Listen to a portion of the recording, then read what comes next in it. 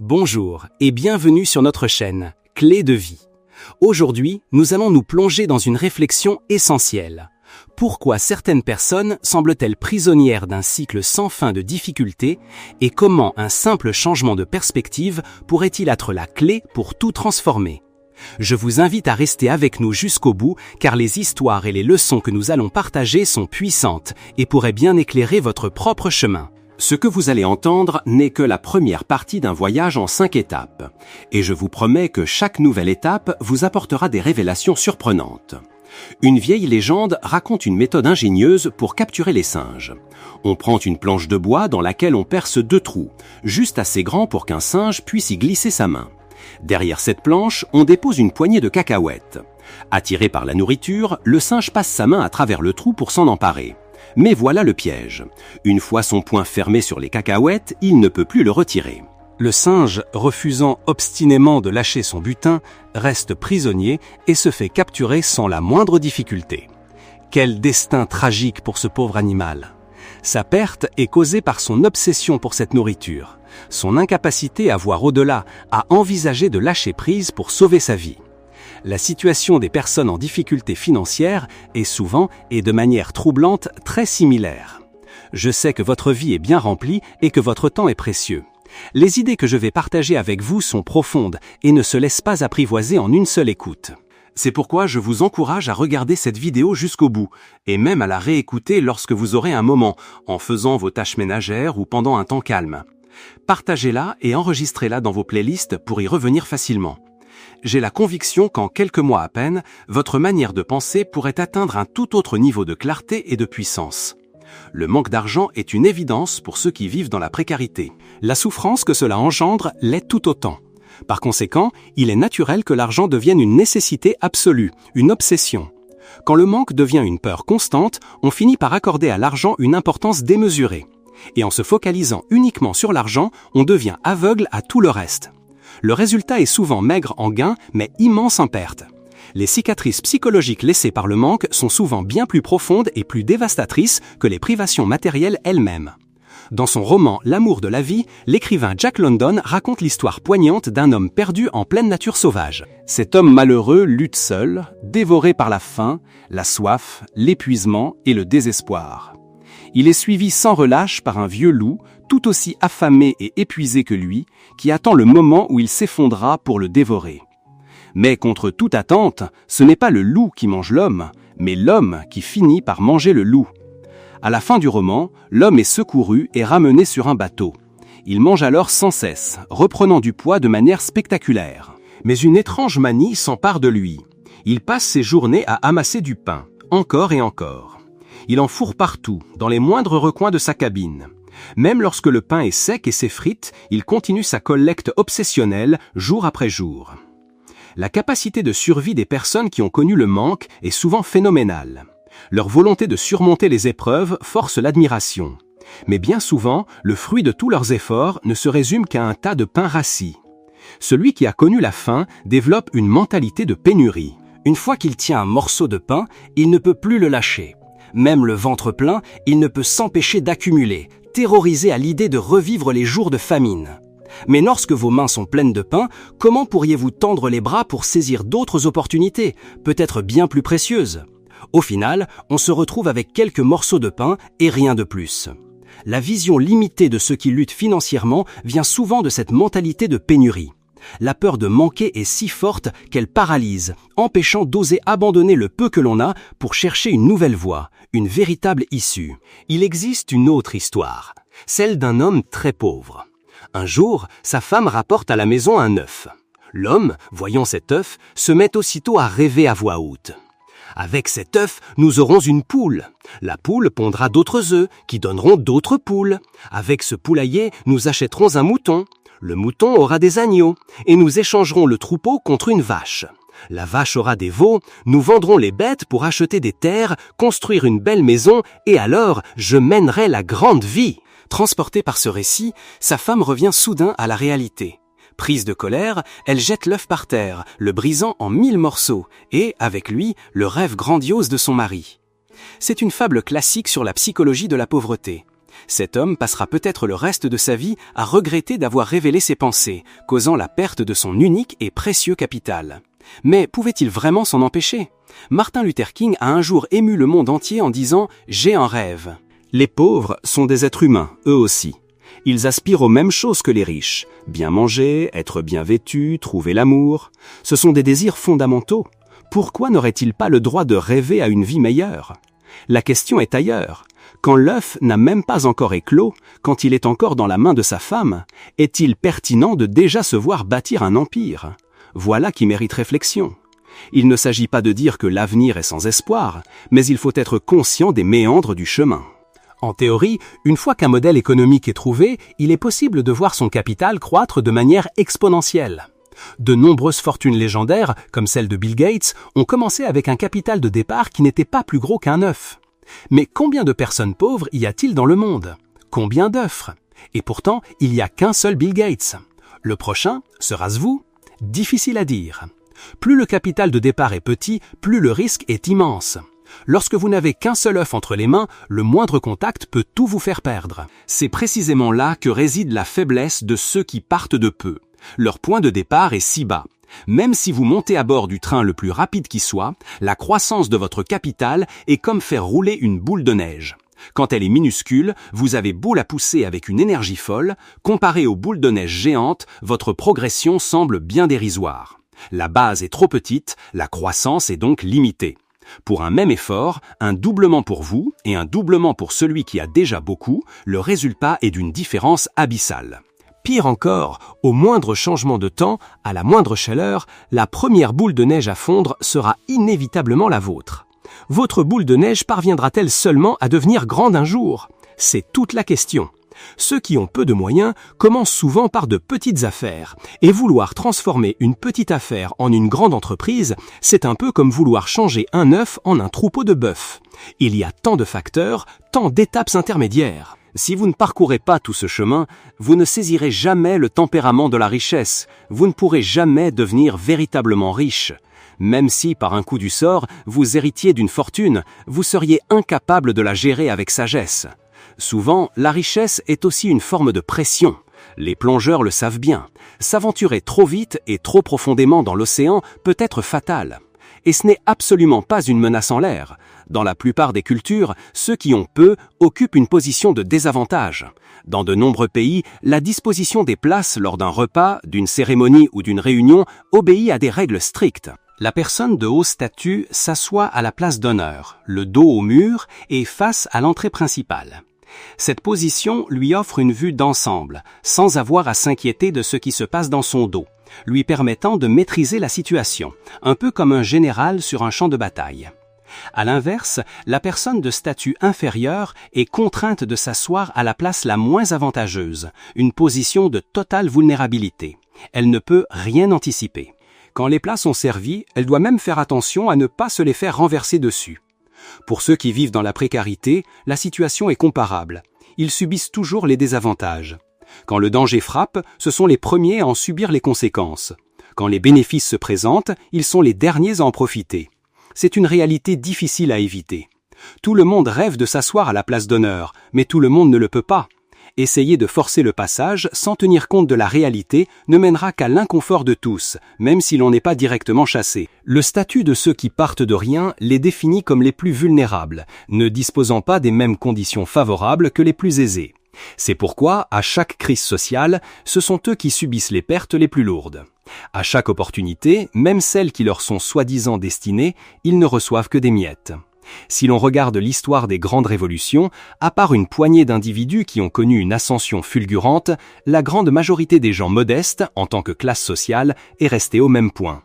Si l'on regarde l'histoire des grandes révolutions, à part une poignée d'individus qui ont connu une ascension fulgurante, la grande majorité des gens modestes, en tant que classe sociale, est restée au même point.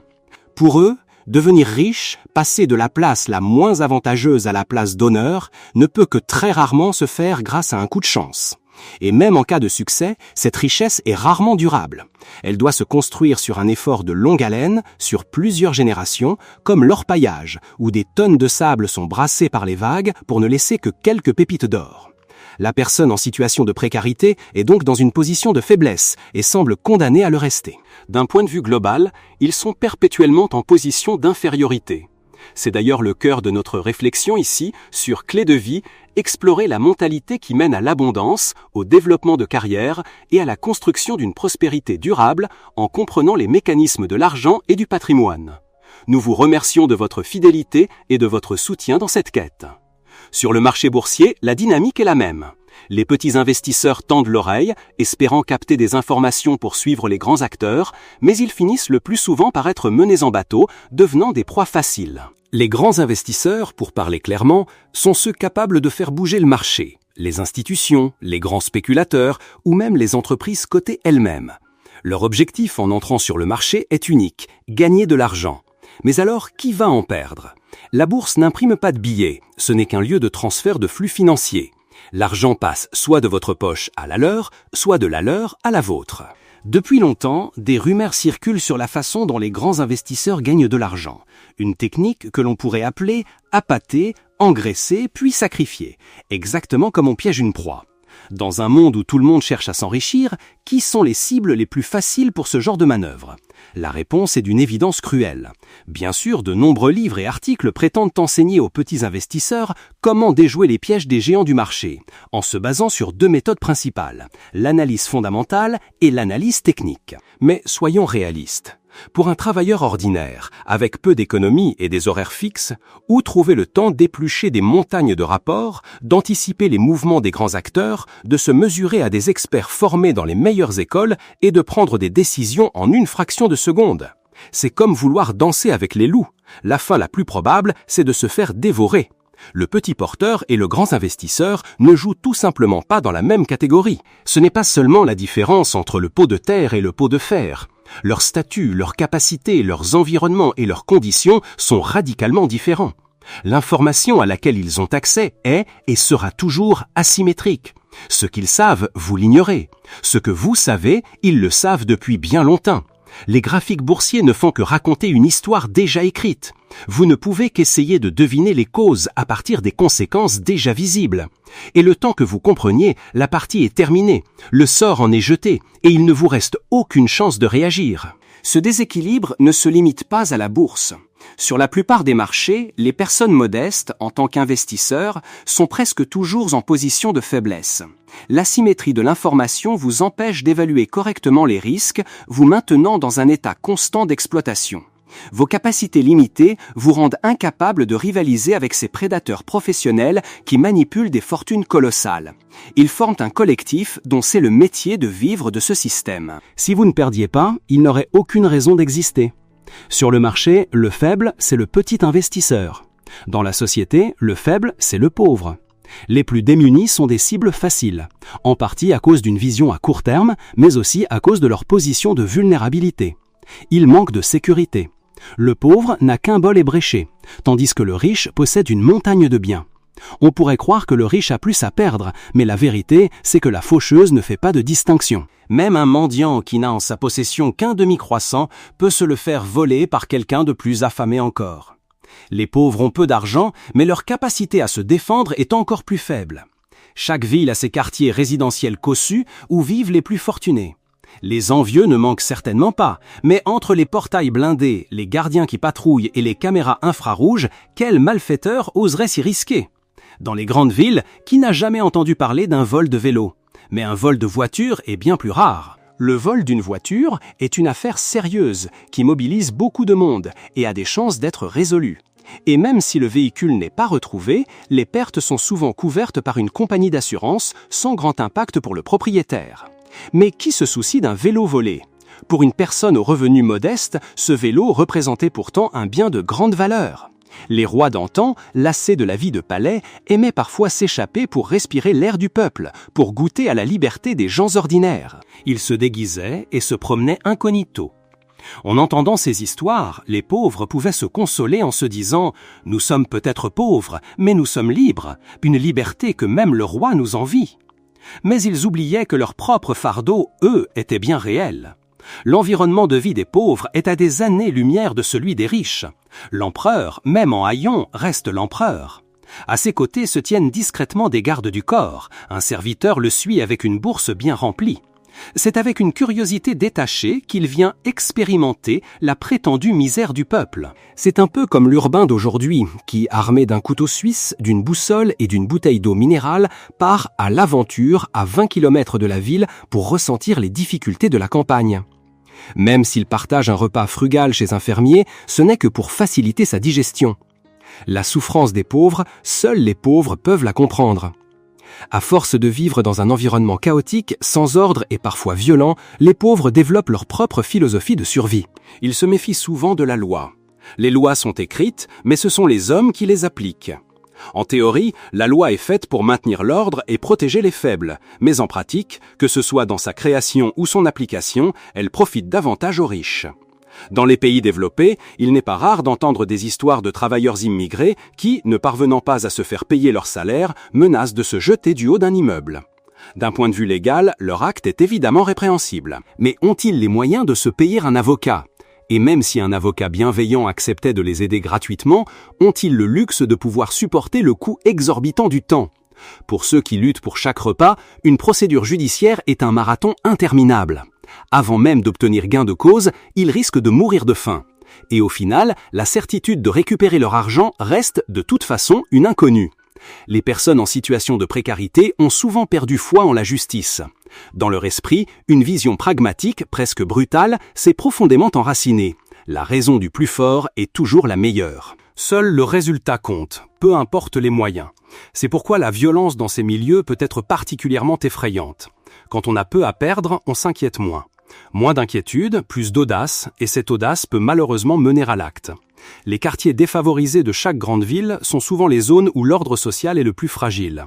Pourtant, c'est là que ceux qui n'ont rien sont contraints de vivre. L'appât du gain peut être fatal. Si la richesse est souvent source de malheur, une fois qu'elle atteint un certain niveau, elle devient paradoxalement une forme de protection. Ouvrez n'importe quel journal à la rubrique des faits divers. Vous verrez que les victimes de vols avec violence, parfois mortels, sont majoritairement des personnes modestes. Les sommes dérobées sembleraient dérisoires aux yeux d'un homme riche, mais des gens meurent pour cela. C'est une terrible réalité. Les pauvres sont vulnérables et leur capacité à se protéger est infiniment plus faible que celle des nantis. Les personnes démunies sont des proies faciles pour les escrocs. Les arnaqueurs de rue ciblent presque toujours les personnes âgées et les plus modestes. Il est difficile d'imaginer une personne fortunée se faire avoir par un bonneteau au coin d'une rue, une fausse vente d'antiquités ou une promesse de multiplication d'argent. On se fait escroquer par cupidité, par intérêt personnel ou parce que la peur nous rend manipulables. Les vrais riches, eux, ont des sources de revenus stables. Ils n'ont pas besoin de rêver à cet argent tombé du ciel. De plus, ils ont pour la plupart une grande expérience de la vie, un savoir qui leur a permis de forger un œil aguerri. Comment, sinon, auraient-ils pu bâtir et conserver leur patrimoine ? Les journaux regorgent de publicités promettant une fortune rapide. Pas besoin de beaucoup d'argent, ni de compétences, ni d'efforts. Il suffirait de s'asseoir chez soi et de cliquer pour devenir riche. Existe-t-il une chose aussi facile en ce monde ? Ces pièges sophistiqués ne fonctionnent que sur ceux qui, par manque d'expérience et par désir ardent de s'enrichir, y tombent la tête la première. Le monde est rempli de gens intelligents. S'il existait un secteur à haut profit et à faible risque, tout le monde s'y précipiterait sans qu'on ait besoin de le crier sur les toits. La conséquence, le secteur deviendrait rapidement saturé et les marges de profit s'effondreraient. Le capital est comme un flux d'eau. Peu importe les reliefs du lit de la rivière, la surface de l'eau finit toujours par s'aplanir. Il en va de même pour les flux financiers de la société. Quel que soit le secteur, le taux de rentabilité finit toujours par tendre vers une moyenne. Si une affaire semble extrêmement rentable sans attirer la concurrence, c'est uniquement parce que le risque est si énorme qu'il dissuade tous les autres investisseurs. Le mythe de l'argent facile qui tombe du ciel n'existe pas. Le risque et le profit sont toujours proportionnels. En réalité, chaque arnaque a ses failles. Une étude attentive permettrait de les déceler. Dans tout le processus, il y a toujours des éléments que vous ne pouvez pas contrôler. Et ce sont justement les maillons clés, ceux où le moindre problème est fatal. C'est là que réside le calcul de l'escroc. Mais la personne démunie, aveuglée par la promesse illusoire d'un gain magnifique, ignore ces risques. Elle n'a jamais navigué dans les eaux du marché des capitaux. Elle ne comprend pas que le capital ne cherche rien d'autre que le profit. Elle s'imagine qu'une âme charitable est venue la sauver. Dans l'excitation, elle oublie qu'elle est en train d'investir. La somme engagée n'est peut-être pas astronomique, mais ce sont les économies de toute une vie, la quasi-totalité de son patrimoine. Si un millionnaire investissait l'intégralité de sa fortune, soit des millions d'euros, ne pensez-vous pas qu'il mènerait des études approfondies, des analyses rigoureuses et mettrait en place un plan parfait avant de se lancer ? La personne pauvre, elle, est subjective, elle fonce tête baissée sous le coup de l'émotion. Quand elle réalise qu'elle a été dupée, l'escroc est déjà loin. Que faire à part pleurer et crier son désespoir ? L'accumulation initiale de capital est déjà si difficile pour les pauvres. Une telle escroquerie peut les briser à jamais, les empêchant de se relever. Alors, de quoi ont-ils peur ? Les personnes en difficulté ressentent une urgence, un désir profond de changer leurs conditions. Cette motivation est bien réelle, mais elle est paralysée par la peur. Une peur qui vient du fait de n'avoir jamais maîtrisé son propre destin, de manquer d'expérience dans le monde des affaires. C'est comme une personne qui n'a jamais utilisé un ordinateur et qui a peur de casser le clavier en appuyant trop fort ou d'attraper un virus dès la première connexion. En réalité, ce n'est pas si terrible. Pour celui qui a peur de l'ordinateur, le plus important est de brancher la prise et d'appuyer sur le bouton d'alimentation. Pour la personne démunie qui veut entreprendre, le plus important est tout simplement de se lancer. Pour entreprendre quoi que ce soit, certaines conditions sont nécessaires. Et souvent, réunir ces conditions demande un temps précieux et une énergie folle. Parfois, avant même que tout soit parfaitement en place, le monde autour de nous a déjà changé. Les anciennes conditions ne sont même pas encore remplies que de nouveaux défis surgissent. Le résultat ? C'est l'inaction, la paralysie. On finit par se dire « advienne que pourra » et on baisse les bras. Trop de gens passent leur vie à attendre. Ils attendent ce qu'ils appellent la bonne opportunité, le moment parfait. Ils attendent que leurs cheveux deviennent gris et que leur cœur se lasse. Et au final, même si ce moment idéal arrive enfin, l'envie, elle, a disparu. L'opportunité, mes amis, n'est pas quelque chose que l'on attend, c'est quelque chose que l'on crée par l'action. Si vous n'agissez pas, elle ne se présentera jamais. Alors, lancez-vous. Agissez et en agissant, cherchez l'opportunité.